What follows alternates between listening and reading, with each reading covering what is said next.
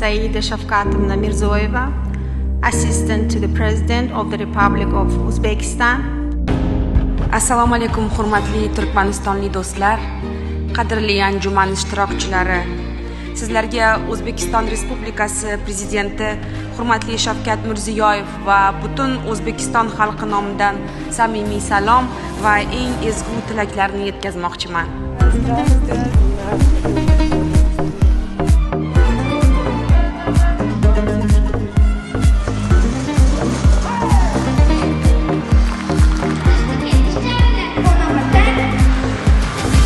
Men o'z chiqishimni buyuk turkman shoiri va mutafakkiri Maxtumquli Firog'iyning quyidagi hikmatidan boshlamoqchiman. Go'zome hergiz sensiz ko'rinmas jahon ey do'st. Ne jahon, belki tende bo'lsa gerset jan ey do'st.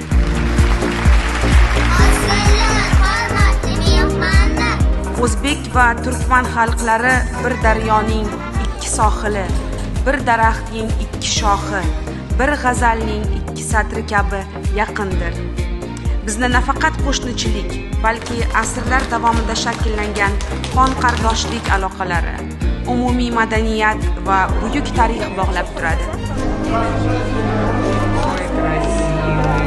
Bugungi xalqaro konferensiyaning samarali o'tishiga ishonch bildiraman va uning natijalari bolalar salomatligini saqlash yo'lida imkoniyatlar eshigini ochishiga umid qilaman.